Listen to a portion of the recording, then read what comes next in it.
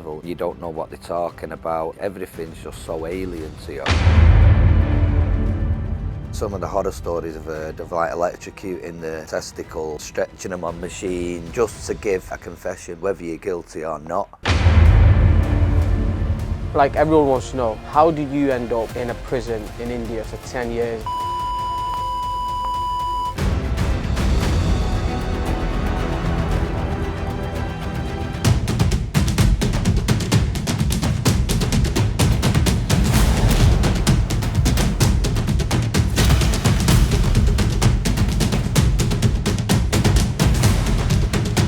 Welcome back to my channel where we discuss property, business, lifestyle and well-being.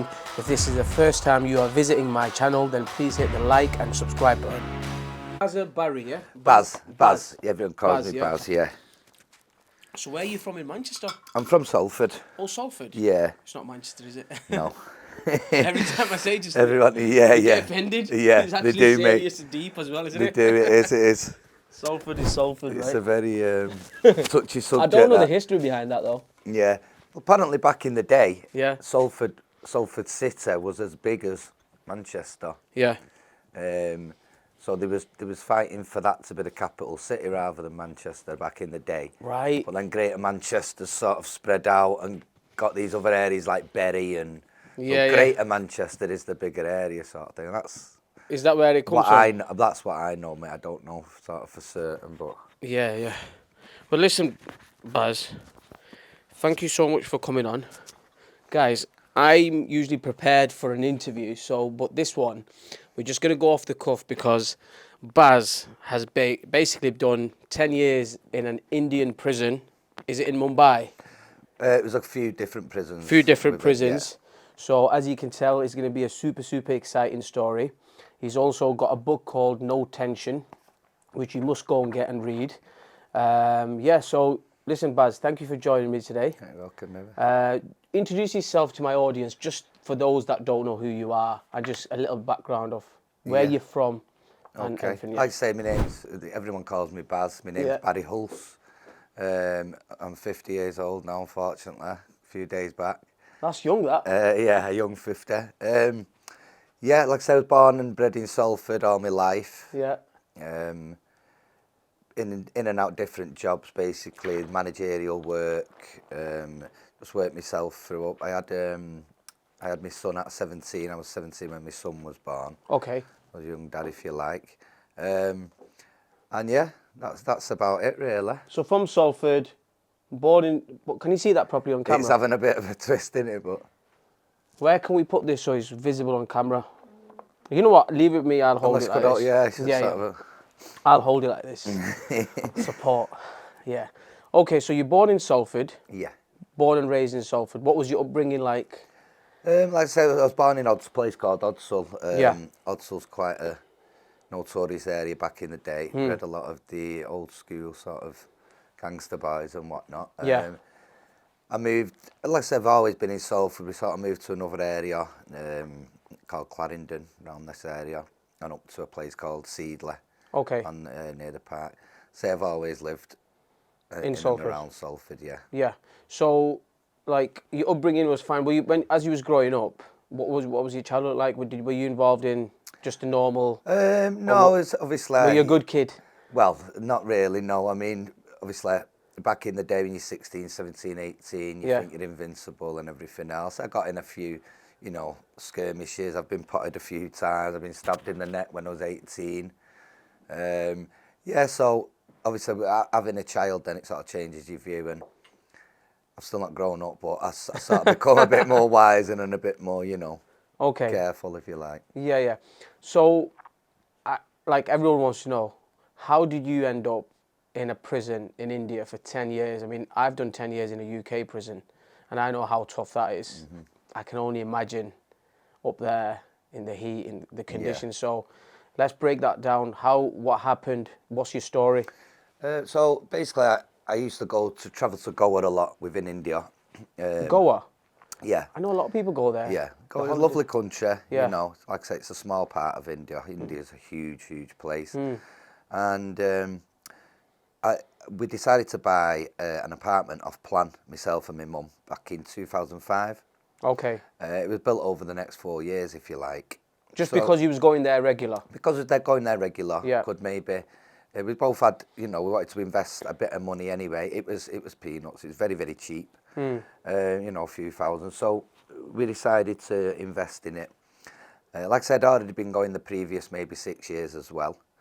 I like the people, the food, everything else, and how cheap it is basically. So I've been quite a few times. In 2005-06, I've gone over with an ex-friend, if you like. I had a few friends by this point on the beach shacks and what have you. And in Goa? Yeah, that's right. And basically we went, they got an Anjuna market and it sells all sort of antiques and all different products. So I bought t-shirts and I bought sort of Garnier creams and a lot of different items from there. Yeah. What's an Anjuna market? Excuse my ignorance. It's just basically, call it flea market if you like, but on there you can get sort of artifacts, So one year, basically, about 2003 or 4, I brought home a statue of a Buddha. Okay. And an elephant and other things. So this brings me to the story actually. So I'd gone to the airport and they charged me about £130-40 extra, for the extra weight. For the extra luggage, yeah. Extra weight. So while I was there, myself and my girlfriend and this guy and his girlfriend, we was there sort of over the Christmas period. And we'd gone shopping. I was getting everything in my luggage. They had a couple of extra days. And he said, why don't you go post office? And post office said, I don't know where the post office is. Yeah. All them times I've been, I only see the beach and So he went, leave them with me, I'll sort it out. Long story short, give him some details and paperwork. Come home, a few weeks after, he's sort of at my door saying, well, what's happened with your boxes and that? Where's your parcel? Goods? I said, well, they've not arrived. They've not arrived, so... Not thinking nothing of it. Well, yeah, the sort of this red flag started. And then eventually I found out he put sleeping tablets in my boxes. Now, to this point, I didn't know the quantity. I've gone back to the country in the March. Now, funnily enough, in the March when I returned, I stayed in the same hotel. And you have to declare which hotel you're staying in when you arrive at Goa. When you're exporting anything. Okay. You have to do you have to fill all your forms out and everything else. So, I'm forgetting the point was that then. Yeah, so like I said, we come home, he's chasing up. I thought he's put these things in. I've arrived back at the hotel. The receptionist has given me a letter, and it was from the customs branch within Mumbai. Now, Mumbai from Goa is like a 12-hour car journey or, a 2.5, 3-hour flight. And basically the customs letter said, we've seized we've contained your parcels. We're not releasing them because they contain diazepam. They were misclared goods. If you want to collect them, come to Mumbai. Proof of purchase, medicinal license, which is your main thing. I've found out a couple of other details. So I thought, well, the goods there's only £80 worth of something anyway. I ripped the letter up. I thought nothing else of it. Yeah. I left the country. I come back in the country 3 or 4 times, no problem. Now, 2009, November 21st, 2009, I arrived and at immigration, he's looked at the screen, he's looked at me, screen again, and basically it's a lookout circular, within all Indian prisons for me, like I'm a big terrorist. Long story short, we went to Mumbai, they flew me over there, they revealed that there was one parcel. Now, when he told me that the first parcel contained 20-something thousand diazepam tablets, there's 2,000-something strips of 10. Yeah, it was basically 20+ thousand. My head fell off, obviously. I didn't know this quantity was going to be in there. Now, I also know there was other paperwork, so there could have been more boxes, but to this point, I didn't know. Later on in the night, as they're doing their interrogation, they found a second one, and then they produced me in court the next day, and then so on and so forth. Flipping hell. So, right, okay. So, was this in Mumbai now, or was this in Goa? This is in Mumbai now, yeah. Okay. So, basically what they done on the Sunday, they took me to the court, like a Sunday court. It was terrifying, you know, just looking at the court surroundings and the people sat about. I didn't understand a word, obviously, by this point. Yeah. I was sort of like a prize catch, getting took round the market in handcuffs. Everyone's staring at me. I got my pictures done. They dropped me off at the jail on the Sunday night, and it's called Arthur Road Jail. It's in Mumbai Central. And then basically I was in there for the next 3 years, 8 months, just facing the trial, you know, under trial while all the witnesses Remand come. type thing. Like a remand, yeah. You say under trial. So it actually, very slow process within India. So it took 3 years, 8 months just for me to get my sentence. Wow. Okay. So you know when you got locked up and they Yes. at the start when they interrogating you, questioning you like an interview process at Mumbai police station. Yes. Did you have any rights?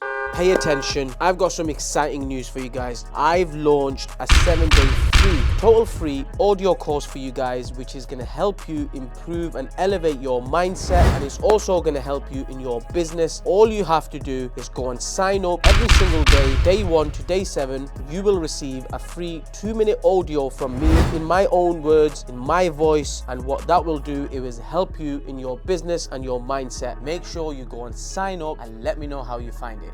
Did they say, well, you can have a solicitor or anything? No, you're sort of guilty before you're proven innocent there. No, and the interrogation process, I was lucky I didn't get beaten up, because some of the horror stories I've heard of like electrocuting the testicles and stretching them on machines, and just to give a confession basically, whether you're guilty or not, you know, that's all they want is a confession. I was signing blank pieces of paper, I didn't know what was going on. Wow. They was writing in Hindi there, you know, and they're looking through the paperwork and everything else. But even to that point, Yeah. I'm thinking sleeping tablets. It's not heroin. Yeah. It's not cocaine. I didn't expect to get a 20-year sentence, which initially, you know, what I initially got. So see sleeping tablets in India or Mumbai or Goa in them areas. What is that, a class A, class B? Is that the worst kind of? Well, it's no, not at all. It's a Schedule H drug, which is obviously a pharmaceutical drug. Yeah. But like your Viagra and everything else, you can go in a pharmacy and you can purchase them over the counter, you know, sort of. Yeah. And it's not a major, you know, thing. And like I said, what it is in India, they have NDPS, which stands for narcotic drugs and psychotropic substances. Right. So it's basically clubbed as one.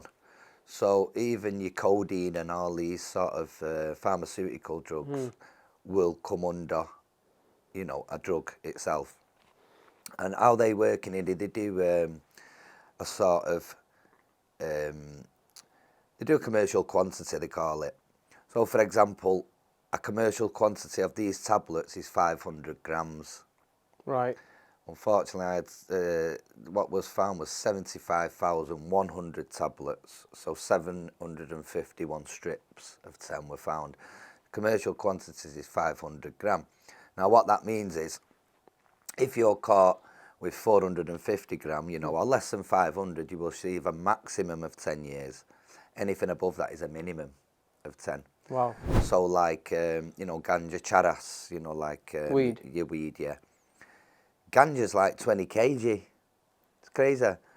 The like hashish, the solid, is like 1 kg. You know, so I don't understand sort of their philosophy of how that drug can sort of be the same as this drug. Yeah. Okay, so you know when you was in the police station in Mumbai, was you understanding the way they was communicating with in English, or were you just not getting what they were talking about? Well, there was about 6 officers there, and one of them spoke sort of, I'd say 60-70% English. Yeah. Where I understood him. He was the only one I was sort of, you know, conversing with. His superiors were there. Now, obviously, I'm telling him this story, and he was all fine with it and everything else. And then this second box has been revealed, what he didn't obviously know at the time. He's got a pile of paperwork like this, you see. The case is from 2009. The case is from 2006, but in 2009, you know, it's 3 years after. Yeah. So obviously they're sort of cruising through all this paperwork, and then it was sort of early hours in the morning, he's going, "You're a liar, you liar," and all this, and so I thought I was going to get a beating, but I didn't. They stopped interrogating me at about 5:30 in the morning or something. Yeah. It's like they make the decision before they've even kind of... Oh, of course, yeah. Yeah, so, okay, so from there, you got took to the courts, I suppose. Yes. Still no solicitor, yeah? No, they did allow me a phone call later on now. I spoke with my family. My family have obviously done their homework into it, found me a solicitor in Mumbai called Tariq Sayed. Right. So the actual funny story about it is, if there is any funny stories, the guy arranged to meet me the following day. He said, "You'll be in the court. Who's the solicitor, yeah? Don't worry, I'll meet you at the court. Don't Yeah. worry about anything." I arrived at the court, a guy runs down in this suit and he's going, "Oh, yeah," and I've gone, "You Tariq Sayed?" He's gone, "Yeah, Tariq Sayed." He's shaking me hand. I've gone, okay. And he's like running upstairs, he's gone, "You got money? So I'd actually had a bit of rupees at the time, maybe like £80 in rupees, Yeah. like 8,000. So I've got 8,000. He's gone, yeah, that's okay. And he's took me up the court steps.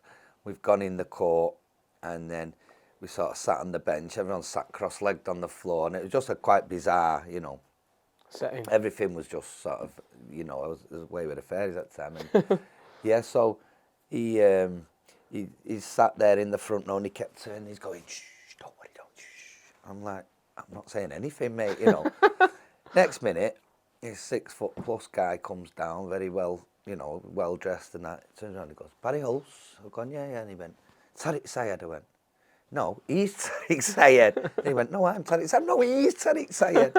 Like this. So that was a cheating solicitor, basically. That's what they do. Wow. In India, and I was. So that was just a quick. That's a quick hustle for them. That's a quick hustle. He got me 1,500 back, which I could have took into the jail, which you can use, which was about £15. Yeah. But another story is, this rogue solicitor has jumped in the back of the Jeep with about 7 of us, all squashed up, gone for food. I'm sat there and he's cheating all his mates for food on my money. It was unbelievable. Madness. Okay, so you've ended up in court. Obviously, what's the system like up there? Do you have to stand up and give your name, and what you just get? Is it remanded to jail? Well, for the first 6 months, it's 90 days they ask for, then they can extend it to 180, which they always do. Yeah. And that's their investigation work. Yeah. Then they produce their charge sheet, if you like, Yeah. after the 6 month. Then you start going to the court. Okay. Every 2 weeks. Now, that all depends whether there's enough availability of guards, and then you might get to the court and there'll be no judge, or there'll be no prosecution, or your lawyer won't be there. There's always some type of problem. Yeah, so basically that is your lot. Depending on your judge, you will go every 2 weeks. Okay. And then you start getting the witnesses coming. Now, they had 15 witnesses in my case. 15? 15 for what? I don't know. Person at the hotel, the person in the post office, and like I said, just various witnesses. They call them punch witnesses that check all the things, and they have to make sure it's all, cleared the red tape and they've checked everything off and not put anything in the box and stuff like that. So Mad. So when you was for this 3.5 year period when you was waiting for your basically trial to start, because I suppose you went not guilty. Yeah. Are you in the main jail, or is it some like a police jail? Is this a different jail? No, it's a main jail. Right. It's so a you main got jail. right. Okay. So let's talk about this main jail. What's the conditions like up there? Like, is it single cells? Are you padded up with people? Is it like one big? Yeah, like I say, I was in various prisons within India, but this one sort of, it's a barrack system, which most of them are. You've got a ground and first floor. The British actually built them for the Indian prisoners back when we was ruling India. It's like I say, stone structure, rectangular, maybe say 80 foot long by 20 foot wide or something. It's 20 foot wide actually, because you've got 3 6-foot mats lay across that way. So there's your 18 foot, and basically it's just full. It's made for 80 people. There's 2 to 220 all the time. So what, like a one big hall, like an assembly hall? Yeah, if you like. And everyone's just got like I'll just lay there. mattresses. So that's my place, that's yours, that's his. And you're like sardines with your mat, and 6x2 foot mat. You've got your plastic bag with your belongings behind you on a peg or something, on the wall on a nail. And there's obviously your fans, and you've got string lines for your washing. Flipping a couple hell. of t-shirts and yeah. How many toilets do you have? 6 toilets, 3 at work for 220 men, honestly. I can't, I mean, I can sit here and I can describe how it is, but I can't describe the smells and things like that. I can only imagine if there's over 200 people and there's 6 toilets but only 3 that work. Flipping out, how does the toilet system work? Well, there's another problem as well, because when it's summer in India, they're all praying for the rains, you know, for the monsoons, because there's such a water, you know, drought on, and shortage of water can be a real big headache.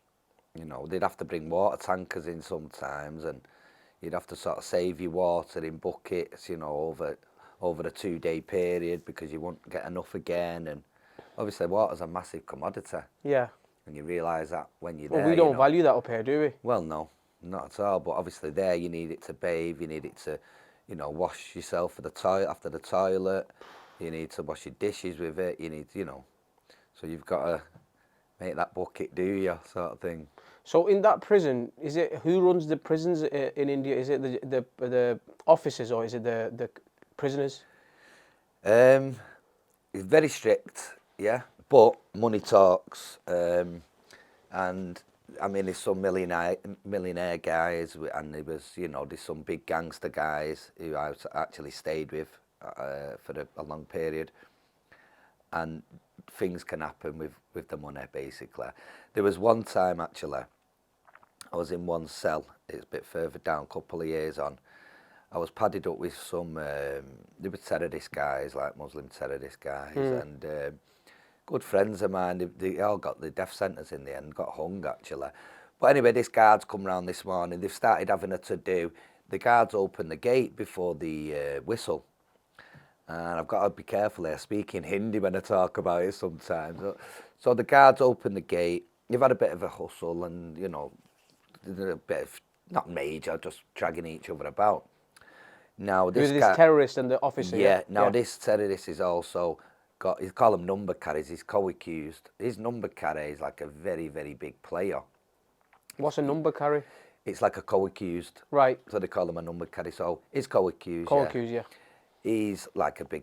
You know, he's got a lot of money. He's got a lot of respect in India. He's a big guy. So they've called us into the. It's called a mundal carry. It's like a little hut, if you like. And all the officers that was on duty that morning in my area, and myself, the 2 guys that was in my cell with me. And so we've all gone for this meeting. We all have to do, you know, write down about this meeting. And this guy called Mustafa Dosa comes in.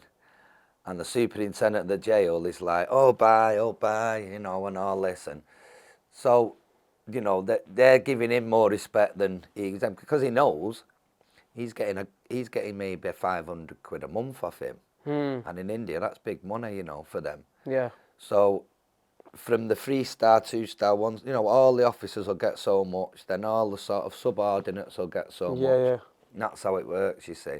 And if you give them money, you're the king, you know, the best thing since sliced bread for them. So it's all about money, isn't it? A lot of it is, yeah. Do you think that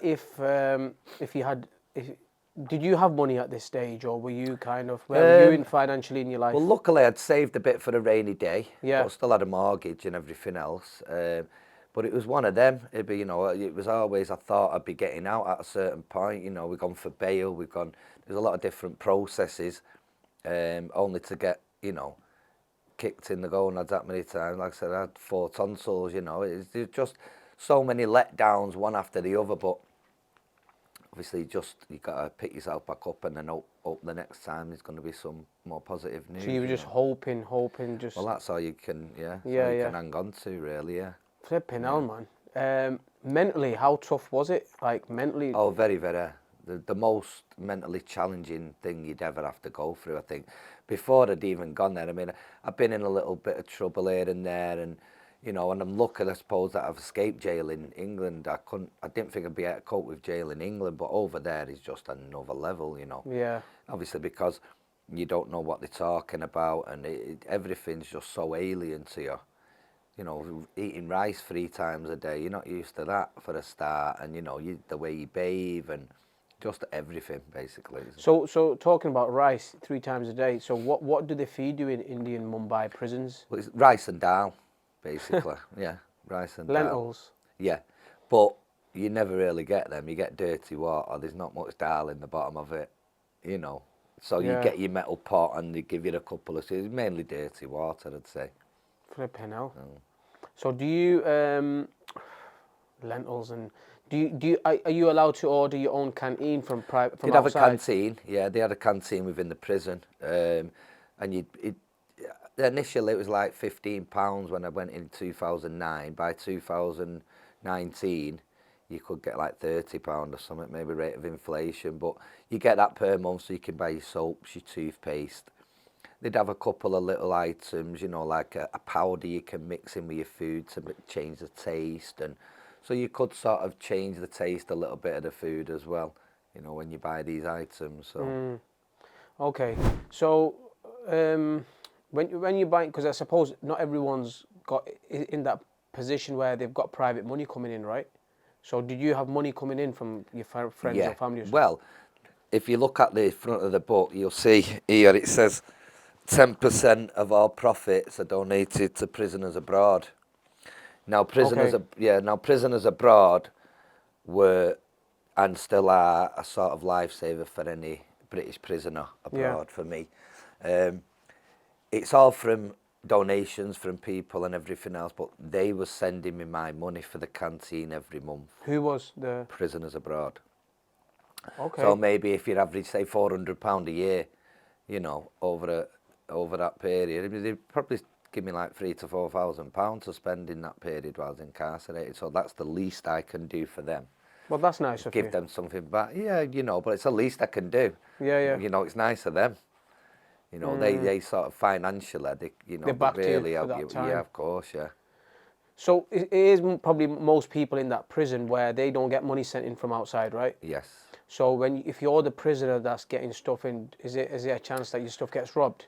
Hey YouTube, I'm really sorry to cut you off, but I have to share this with you. I want you to get to your next level, and I believe that personal development is the gateway to success. So what I've done is I've gone and created a 7-day free audio course. This is totally free. All you have to do is sign up, and from day 1 till day 7, every single day, you will receive a 2-minute audio from me, which will elevate your mindset and give you power in your business. Make sure you go and sign up and let me know how you find it.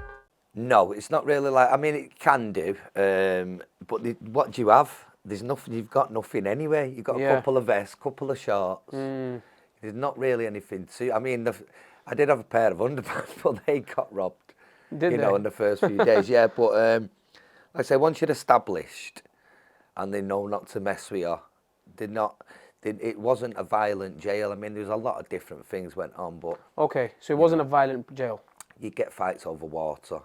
You get fights if you put your mat, you know, 5mm across on my white line on my wall, I'd be, what, you know, and just crazy, just little things. You had one TV channel, so you can't argue what channel you're going to put on the telly. Who decides what channel we're watching? There's one channel. Wow. That's all you can watch. So you just there's no decisions, that's what I'm saying. So there's nothing to argue about, really.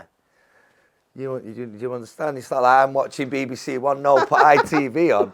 You got the one channel. So, like I said, there was no, it wasn't major. I mean, there'd obviously be scraps. Every morning there'd be scraps. You'd get the poor people, there'd be 2 troughs in that first jail. The richer ones, they'd have a bucket, and you'd get, like you said about the poor people, and you call the handy, so there might be me, yourself, another couple of lads, and then you'd have another 2 or 3 people, and they'd work for you. And you get them toothpaste and soap every month, and they'd get a bit of better food because you're buying a bit more, you know, a few ingredients to mix with it and things. So that's how it sort of work. What was on the one channel coming on? What sort of, is it news? Or? It was a bit of a mixture, yeah. I mean, obviously you've got your Bollywood music. You've got your Bollywood dance. Well, you have your army programs, and then you have an item number all dancing in the middle, don't you? But you know, so yeah. Madness. Okay, so then when you went to jail, when you went to courts, eventually at what point did you get sentenced and what did you get? Well, like I say, I was arrested on the 21st of November 2009. I was convicted on the 5th of July 2013. Okay. For 20 years. For 20 years? For 20, because what the judge done, even though there's no concession for it, the judge actually gave me 10 years and then 10 years, you know, consecutive sentence rather than a concurrent. Yeah.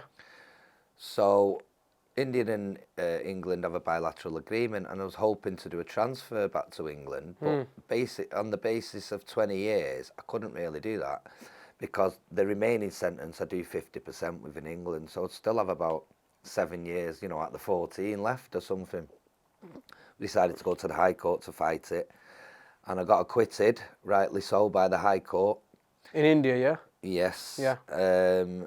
On the 5th of July again, 2019, exactly 6 years from the conviction date. It took 6 years in the High Court to be heard. So, very slow judicial process. And then you got acquitted, yeah? And then I got acquitted, yeah. And then the day it got, how long did you have left? I had 4 months basically. Out of the 10 years, I served 9 years, 8 months. Wow. That would have been, day would have been, you would have felt really, really good, right?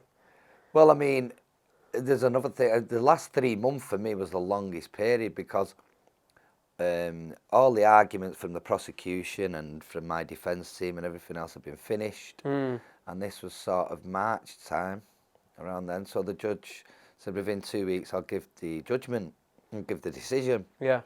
She gave the decision on the 5th of July, as I just said. So it was 3 months, every day waiting for that, my name on that tannoy, you know. Every single day, every day felt like a week. She waited 3 months to give me a yes or no decision, this lady judge. Now, she's a good judge, and that's why we sort of waited for her a bit towards the end. We actually extended it a couple of months because get me out 4 months early or go with this judge and do the full, you know, stay until the November, you know, and be convicted, which I didn't want. At the end of the day, I was innocent, so I wanted to be proven innocent and acquitted of all charges, so... So whilst you was in prison up there, did anyone from UK come and visit your friends or family? Oh yeah, of course. I mean, my mum, God rest her soul. I mean, I lost my mum late on last year, but she'd be there. I mean, maybe 8 times in total. I mean, it's a long way as well. Of course, you know. it is. It's a 10+ hour flight, and a couple of times they come over. I didn't get guards for court. We had to have. It's called a mullicat, which is like you have like a jelly screen. They call it, like a metal mesh. And you're from there, they're from there, and you know, you're all shouting, there'd be another 10 sort of people there. Yeah. So you just want to hug them. They've come all that way and you just want to give them a hug, you know, and that was sort of hard when they'd come and I didn't get guards, and unfortunately I couldn't sort of do that. So the visits up there are basically like a metal gate where you can see through, but you can't touch the other person. Correct, yeah. So you've got to stand there, they've got to stand there, about 15 people there, 15 people, then you just shout over. Yes. And they're all screaming in Hindi, so you can't understand anything anyway, you know. Yeah, because everyone's excited, aren't they? And you're only getting 10 minutes. And then, but a couple of times, once I suss things out, get the guards paid on the other side, you give them a couple of quid, they'll give you an extra 10 minutes, you see. But they don't let you hug them. Oh no, because then you'd have to be leaving the jail. I mean, excuse me, we worked. We worked it out where I'd be at a court date, and then obviously if I did go to the court, I'd be able to spend time with the family in the court, maybe have a little bit of food with them if they, you know, pay the guards that are escorting you. Close, like. But if the guards don't come for you to take you out of the building, obviously you can't. Flipping you can't man. get that physical, you know. Yeah, but say in the book, the first sort of, like I say, the first 4 months I was in the barrack, I was losing my head a bit. People were coming up to me and touching me tattoos. Oh, God, what you doing? And you know, and these are uneducated guys, yeah, they've never seen a white person, they've never seen like a beach, never seen the sea, they've only seen their village. You know, they don't Why even are they touching it just because they've never seen it before? Yeah, and they'd sort of, but like, what you do? They think it's some... They started wiping it off and stuff. They think you're drawn on with pen, you know. I mean, real, gone back to the Stone Age people. They don't have electricity, they don't have nothing, you know. So I wasn't coping very well at the time. Anyway, the superintendent said, right, we're going to have to put you in another area. We're going to put you in this area called underbarrack. Now, underbarrack. Do you not start any fights or anything, or did you get into fights like that? Or? I got into a couple of times where I had to warn people, but there was, there was a bit wary of me as well, because I'm like, you got to fight, so I didn't know what to expect. Obviously walking so you're in. on your guard anyway. You're on your guard 24/7, like I said, I was a bit more probably hyped up, a bit more aggressive and everything else. Superintendent shifted me. It's put me in a place called underbarrack, which means in Hindi a prison within a prison. It's a stone structure. Right. Within the barrack areas. And they've got sort of separate cells in there. You've all got separate cells. Now, the reason I got moved there, it was occupied the previous 18 months by a guy called Ajmal Kasab. Now, he was a Pakistani guy that's come over with a few others to do a terrorist attack in Mumbai in 2008. There's loads of films and books about it out there. He was a lone survivor. He was in that barrack in my prison. Now, they actually built a bomb-proof barrack for this guy because 1.5 billion people wanted to kill him, these Indians. So they built him a bomb-proof in our jail. It was like a metal sort of circular structure again. That was built. He got moved there. I got moved into there. And then over the sort of the following 3 years, that's where I met. I'm not going to go too much because I'll ruin the book. But the first guy I was in with, he hijacked a plane to Kandahar. So I met Bollywood people, I met like major gangsters. One of them turned out to be a very, very close friend of mine in the end. And there's a lot of different, like I said, but I won't go too much because then people might there not you buy go, the you book. got to read the book. Yeah. How much is this book? It's on Amazon. I've done it as cheap as possible, basically. It's about £4.83 on the Kindle version. That's cheap, that, Baz. The Kindle, yeah. The paperback is about £11 something. And 10% goes to them anyway. From my profits, obviously I don't make that much money, but whatever I do make, the 10% will be getting sort of donated to them. And the hardback's about £18 as well, so it's a free format, Right, fair enough. So you met some good contacts. Are you still in touch with them till today, or? A few of them, a few lads. There was one guy, very, very good to me in the family. He's called Ray. Obviously not his original name. He's from the Philippines. I was friendly with him, and around early 2011, he got acquitted. He had like a kilo of heroin. But again, they were like, the people that are poor, they'll give him a few quid, then they'll go to the post office and do the work, They've not got the money for a kilo of heroin and stuff. But he got caught with it. He got acquitted after 3.5 years. It was quite a fast trial. He was on the outside, but the prosecution wouldn't give the passport back. They weren't happy with the acquittal, so they wanted to go to the High Court to challenge. So he had to remain in India. But while he remained in India, you can't work or anything else. I don't know how they expect you to live when you do this, So I was sort of sending him £100 a month from my family. Then I also introduced him to one of the gangsters that I met there, Santosh Shetty. And it was a good time at that time. We was getting eggs in for breakfast. There was a period where, we had it sort of, like I said, it was all at the beginning now, before you get convicted. So. Yeah. Okay. And then, so when did you get back here then? When did they release it? Like I say, it was the 5th of July. Without sort of revealing the plot, again, I had to remain in India for another week. Inside the prison? No, I was actually released. It did after I got acquitted. It was like a Wednesday. Right. The superintendent's called me to the office. He said that you're free, but you have to remain here until the Mumbai Customs come and put you in a detention centre, and then they deport you. Because luckily for me, the judge done me a favour by giving the sentence that he must be deported within 10 days. Because what you find in India is the prosecution aren't happy, so they'll go to Supreme Court if they have to the highest court in the land, Just to get you back in type just thing. to keep you there, or just for your life, So basically, we we got out and we had a problem for a week.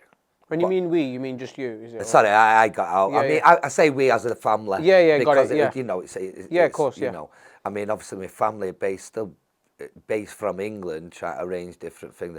I had a big headache, but like I say, it's too long drawn, but it's all in the book. But they Yeah. did try to keep me there again. So, Wow. yeah. Okay, so then they've deported you back. Yeah, I had to pay for my own flight, so they didn't really deport me. Yeah, well, you had To be fair, I had to pay for my own flight. Like I say, I managed to get out of the country like a week after, 8 days after. I was coming to Manchester. Yeah. I booked a flight via Emirates, but with Emirates via Dubai. Now Emirates informed us last minute that if you go to Dubai, they'll send you straight back to India. You know, so I had to get a direct flight. So basically, we booked for Heathrow, and Yeah. I went direct to Heathrow. Okay. So, flipping out. So when you landed at Heathrow, I kissed the floor. did you? No, I did, mate. Is that the first thing you did? Well, I did, yeah. It might be Cockney floor, but it's still a bit, you know, Yeah, it's yeah, still yeah. English. What was style. your feeling at that moment? Were you just a bit emotional, or? I wasn't, you know, I was still on autopilot because even until that plane took off, I mean, I was escorted to the airport and basically sent out of the country. But until it lifted off that tarmac, I was still I wasn't settled, you know. Yeah. Because you'd never know, innit? Well, that's it. That's it. I was expecting a fleet of cars to screech on the tarmac, get him off, and Yeah. back in there. So I was on autopilot all the way. My son and a good friend of mine come and pick me up and At stuff. Heathrow? And, yeah. First time they seen you after, like... Well, my son had been over a couple of times, to be honest. I did try to escape at one point.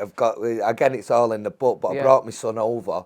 Yeah. To try and arrange this as well. So he Did come you? over yeah. That poor lad spent a month in one of them hospitals, mate. I'd say as bad as the jails, I tell Oh you my honestly. God. So yeah, so Right. So you seen your friend, and obviously they brought you back to Salford then, right? Your mum was... oh, it was all at the house, my mum's house, Had had a all the party then? family. I had 3 grandkids I had to meet, you know. Wow. So they'd all been born when I was there, you know. Yeah. All the kids that was sort of this big were now taller than me, and I'm like, who are you? You know, looking up to them and that. They're going, all right, uncle, all right. You know, so yeah, I suppose it was a bit. Looking back, I thought it was fine, but I'd say it took me 6 months to sort of reacclimatise to sort of, you know, our country. Yeah. I was still doing the Indian head wobble for a while, and you know, it's just because you're there that long, you know. Yeah. I was still speaking a lot of Hindi. Do you know Hindi? Do you understand? Like, can you understand it? But I understand it. I can speak maybe 30%. right. And understand it. Obviously, it's very like Urdu as well. You'll know, and so you know a bit of everything. So it's good. It's good. Yeah, That's one good thing I brought from it. You know. Learn another language a little bit. That's it. Yeah. Still don't get no cheaper fares off the taxi drivers and all, but you know it's good. So they buzz off it. They're like, oh, Yeah. a bald white man knows our lingo and that. Yeah. So yeah. Okay, so what year did you get back then? Was it 19? 2019. Yeah. That was COVID, innit? Oh no, COVID. The year after COVID hit, mate. Yeah. Yeah. So the year after it was COVID. Okay. Yeah. So you were still climatizing and just getting back. So really, it's not been that long. It's been what, 4 years? Getting on for 4 years. Yeah, in July. Yeah. Do you think that sentence has an impact now the way you go on, and has it changed you a little bit? Well, of course, it's changed me where, you know, I appreciate everything more in life. I can sit on a toilet, you know, rather than squat over it. So I'll stay an extra 10 minutes. I can turn the light off, and, you know, like I said, the first thing, I don't know, that sort of when I got home that first night, my mum had run me this bubble bath, you know, and I felt like the luckiest man in the world. You know, these things that we sort of have every day, Yeah. you'll never miss them until you really miss them. Like the food situation, I always say, I used to get frustrated, you know, when these I'm a celebrity go in, and after 2 days they go, no, I need a burger, I'm missing this, I'm missing. Wait a few years and then you'll really enjoy it, you know, after that. So. So since you've got back, what are you doing now then? What are you up to now? I know you've wrote a book. It's out. Yeah. What else are you doing? What are you up to? Basically, now I try and spend as much time with my family. Yeah. With the grandkids and everything else. It's not about money for me now, life. life for me before was like work and work and work, you know, every hour God sends. Now I'm happy doing 5-6 hours work a day. Get in the gym 1-2 o'clock. Yeah. You know, do my gym work, go in the sauna, come out at 5-6 p.m. and you got your night, you know. Live life, not sort of...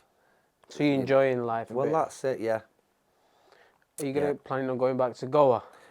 You know what? It crossed my mind back in the day, but... Because you can go, can't I you? can go, but 2 years ago, it'll be in the book, Openshaw International Police Division contacted me. Right. By letter. India would require an order of service from you. So I asked Alexa actually, Alexa, what's that? Basically, what they wanted me to do is bring me back to the country so they could challenge the High Court's decision in the Supreme Court. Yeah, you don't want to For risk what? it. For 4 months? To finish 4 months of my sentence? Had I not already done enough? Nah, that's You know, even if I was a guilty man, have I not already done my time? They wanted me for another 4 months. But you know, the thing is, if I went back to that country, it'd take 10 to 12 years to come up in the Supreme Court anyway. Yeah, so you're back there. My friend's still there, waiting for his Supreme Court. He can't go back to the Philippines. He's stuck in the country. Yeah, yeah. What they do. So. Yeah, so don't be going back there then. Oh, no. I started going west now, mate. I'm not going east. Even Thailand, everything's off the... Because they're all probably connected, aren't they? Well, the thing is, yeah, they've all, you know... They might have some treaty bilateral, going on. yeah, that's it. If they got the treaty in that, and then my name comes up, you just never know. So, like I say, I'm staying over this side or Europe for my holidays. Now. So where do you go for your holidays now, or where have you been recently? Well, just mainly over like Spain and everything Tenerife else. I was in Tenerife a few weeks ago actually with my lad. We've got Ibiza next week for my 50th. Yeah. And the last one I think this will be. The last mad one. Barbados was in the other year. So like I said, I won't go back that side. It's just not worth it. South America's good, you know, like Cuba, Brazil, That's Mexico. It's really nice up there as well. I went to Barbados and that, so we'll be going over that side now, I think. Stay away from there, yeah. So what's your plans in terms of work and that sort of thing? Like, I know you said you want to take it easy and that, but are you planning on doing anything like helping youngsters or getting into something where... Or you not thought about it yet? I've not really thought about it. Like I say, my plan was to finish the book. Unfortunately, I wanted to get it out there before my mum passed. It didn't happen. I know she's guiding me now. God bless her. I'm just sort of taking it step by step. Step by step. Yeah. But I've had some amazing feedback. Absolutely amazing. I'm so pleased. With this? With this, yeah. Well, it's you, innit? Like you said, you got a ghostwriter, you scrap that, and then you done it. Well, it's all myself, in your own words, and that's what the book's all about. So, you know, just one final question. So, you know, when you got locked up, you had a girlfriend, didn't you? I did. So what happened there? Did she? She actually waited around for 3 years, 8 months until I got convicted, and then obviously she just moved on. And I wouldn't have wanted her to Yeah. And obviously she met a new guy, now she's married and everything else. We've not even we was in contact at the beginning, and it's one of them, you know, she's happy, I'm happy, just move on. So are you single at the moment, or have you got a missus? I'm single again at the moment, yeah. There you go, he's single. Yes, ladies, I'm single, so. Yeah, no worries. Okay, well that's good that you're single, everyone knows, so they can reach out to you. Yeah? Hopefully you can take them out on some dates or something. Oh, I certainly will, mate, yeah. My right catch, I am. Yeah. Okay, well listen, Bazza, your story's incredible. Yeah, hopefully everyone can go out and buy this and support you. And is there any final words you want to share with everyone, or anything you want to say before we wrap this up?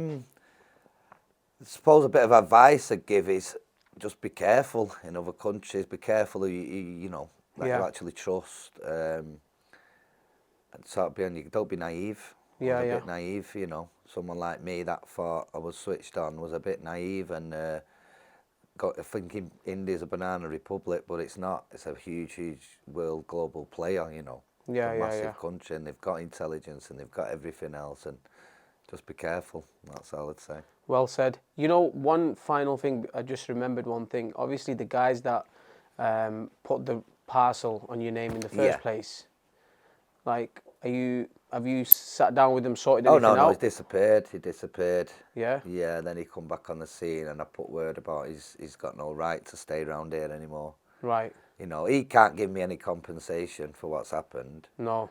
You know, he can't bring the people that I lost back. He can't bring the time that I've lost back. If you give me £1 billion, it wouldn't suffice, you know. So Yeah. I'd rather not see him. You understand what I mean? I'd rather keep him out of my Yeah. Out of your sight. way. Yeah. Well, at least they're out of the sight. So, bro, thank you. Yeah. Thank you very much. Okay. Cheers. Cheers, Ibby. Thanks again.